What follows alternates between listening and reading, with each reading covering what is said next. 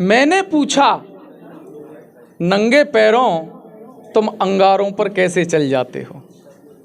मैंने पूछा नंगे पैरों तुम अंगारों पर कैसे चल जाते हो। फांसी के तख्ते पर हंसते हंसते अरे तुम कैसे चढ़ जाते हो। वो बोले जैसे दीपक पर कुर्बान पतंगा होता है, मृत्यु से डर नहीं लगता जब हाथ में तिरंगा होता है। जब हाथ में तिरंगा हो। और साथियों कि स्वतंत्र वतन आज है, आओ साथियों सब झूम झूम झूम कर गाओ रे साथियों। लहराओ तिरंगे को, फहराओ तिरंगे को, लहराओ तिरंगे को, फहराओ। स्वतंत्र वतन आज है, आओ रे साथियों। स्वतंत्र वतन आज है, सब झूम झूम झूम कर गाओ रे साथियों। लहराओ तिरंगे को, फहराओ तिरंगे को, लहराओ तिरंगे को, फहराओ तिरंगे को, लहराओ तिरंगे को, फहराओ। ये आज़ादी खून में तैर के आई है। ये आज़ादी 7.5 लाख क्रांतिकारियों के बलिदान के कारण आई है। एक बार मेरे क्रांतिकारियों के लिए भी आपकी जोरदार ताली हो जाए, उनको याद करते हुए। भारत माता की। मैं किन किन के नाम आपको गिनाऊं। आज ये तिरंगा हमारे हाथ में है, क्या आप जानते हैं इसमें हमारा तो कोई विशेष योगदान नहीं है। इसमें योगदान किसका रहा था? हमारे क्रांतिकारियों का, हमारे पूर्वजों का। कितने? 7.5 लाख। 1857 से 1947 90 वर्ष के अंतराल में साथियों कितने लोगों को खोया है हमने। मैं जब वो गीत पढ़ता हूँ, आज मेरी बहनें भी थोड़ी संख्या में हैं, लेकिन जब वो मैं गीत पढ़ता हूँ कि चमक उठी थी 57 में वह तलवार पुरानी थी। अरे बुंदेले हर बोलों के मुंह हमने सुनी कहानी थी। अरे बूढ़े भारत में भी आई फिर से नई जवानी थी। और लास्ट की लाइन मेरे साथ हाथ उठा के, अरे खूब लड़ी मर्दानी वो तो झांसी वाली रानी थी। खूब लड़ी मर्दानी वो तो झांसी वाली रानी। अरे खूब लड़ी मर्दानी वो तो झांसी वाली रानी थी। आज़ादी में वैसे बहुत सारे महानायक रहे हैं, लेकिन देखो अपनी अपनी पसंद है। किसी को आलू की सब्जी पसंद है, किसी को गोभी की सब्जी पसंद है, कोई कुछ खाता है। मेरे जो आइडल हैं, मैं एक लाइन में कहना चाहता हूं कि भारत माँ तेरी कथा अधूरी, उन वीरों के इतिहास बिना। और मेरे आइडल हैं, समर्थन आपका चाहूंगा कि भारत माँ तेरी कथा अधूरी, उन वीरों के इतिहास बिना। देश में आजादी नहीं आती नेता वीर सुभाष बिना। देश में आजादी नहीं आती नेता वीर सुभाष बिना। भारत माँ तेरी कथा अधूरी, वीरों के इतिहास बिना। देश में आजादी नहीं आती नेता वीर सुभाष बिना। देश में आजादी नहीं आती नेता वीर सुभाष बिना।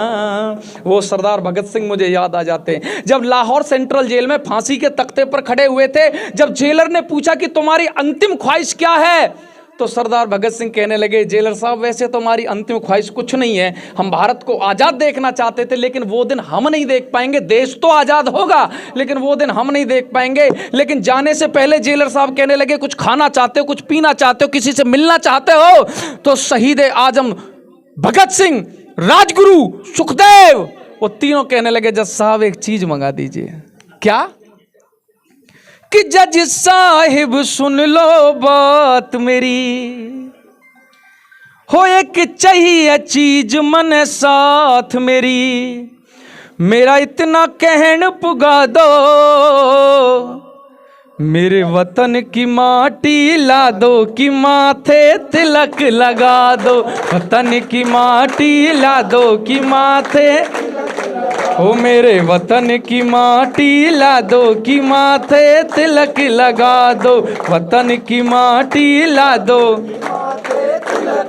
वो भगत सिंह कह रहे हैं कि मैं कैसे भूलूंगा इस मिट्टी की खुशबोई, इस मिट्टी में बचपन में मैंने बंदूकें बोई। मेरी मौत का लगन लिखा दो, मेरी मौत का लगन लिखा दो, मेरे वतन की माटी ला दो कि माथे तिलक लगा दो, वतन की माटी ला दो। और साथियों, ये तो मैं भगत सिंह की बात सुना रहा हूं जो 23 वर्ष की आयु के थे। एक छोटा सा बच्चा था, सुनिए, एक छोटा सा बच्चा, और ये फोन किसी का बज रहा है, या तो उठा लें इसे या। 13 वर्ष की उम्र में अंग्रेजों द्वारा गिरफ्तार कर लिया जाता। सुनना ए भारत के लोगों, हम यहाँ चंद इकट्ठे हुए हैं, कोई बात नहीं, जंगल में शेरों की संख्या कम होती है। वो 13 वर्ष का बच्चा अंग्रेजों द्वारा गिरफ्तार कर लिया जाता है। अंग्रेजी जज मजिस्ट्रेट के सामने पेश किया जाता, उससे पूछा जाता तेरा नाम क्या है, तेरी माँ का नाम क्या, तेरे पिता का नाम क्या है। तो उस बच्चे ने जो जवाब दिया था सुनने योग्य है। वो 13 वर्ष का बच्चा बनारस की गलियों से गिरफ्तार किया जाता है। जब उससे पूछा जाता तेरा नाम क्या है, तेरी माँ का नाम क्या है, तू कहाँ का रहने वाला है, तो वो बच्चा जवाब देता है कि क्या पूछोगे जनाब आली, बुरी तरह बर्बाद हूँ मैं, मेरी माँ का नाम है आजादी, उस का बेटा आजाद हूँ मैं, उस का बेटा आजाद हूँ मैं। क्या पूछोगे जनाब आली, बुरी तरह बर्बाद हूँ मैं, मेरी माँ का नाम है आजादी, उस का बेटा आजाद हूँ मैं, उस का बेटा आजाद हूँ मैं। उसका नाम था चंद्रशेखर आजाद। और आपको जानकर आश्चर्य होगा, डीआईजी साहब वो गुलाम भारत के पहले आजाद थे। क्रांतिकारी अमर रहे, अमर रहे, अमर रहे, क्रांतिकारी अमर रहे, अमर रहे, अमर रहे। वो मुझे याद आ जाती है एक घटना, और अब थोड़ा सा लीक से अलग हट के भी बात कर देता हूं कि देखो, मेरी तरह कुर्ते पजामे पहन के लच्छेदार बात बना के नेता बनना बड़ा आसान है देश में, लेकिन भाई नेता तो देश में एक ही हुआ था, न भूतो न भविष्यति, जिनको हम नेताजी सुभाष चंद्र बोस के नाम से जानते हैं। दूसरा था ही नहीं कोई। मुझे वो घटना याद आ जाती है कि घड़ी ना बीती ना पल गुजरा, उतरा जहाज से खरता है, रब बरसन लागे फूल बोस पे हाथ मिला हिटलर पे। वो थे नेताजी सुभाष चंद्र बोस।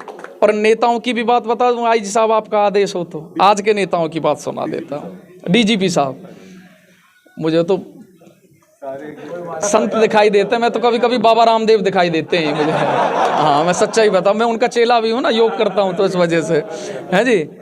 नेताओं की बात, ये नेता आज से गद्दार नहीं है, इनके बाप दादा भी गद्दार थे। समर्थन कर रहे हैं मेरी बात का, नहीं कर रहे हैं? तो ताली बजा के बताओ।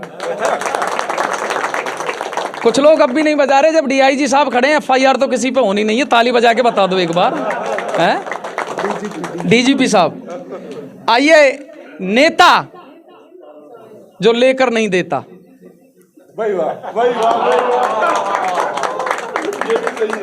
कि देश की खातिर जो सीने पर खा खा मर गए गोलियां, उनके बलिदानों की ये नेता बोल रहे हैं बोलियां। ये कैसा गजब है, ये कैसा सितम है, ये कैसा गजब है, ये कैसा सितम है। कौन था नेता मेरे देश में? सुनो, एक ऊधम था, सरदार ऊधम सिंह काम्बोज।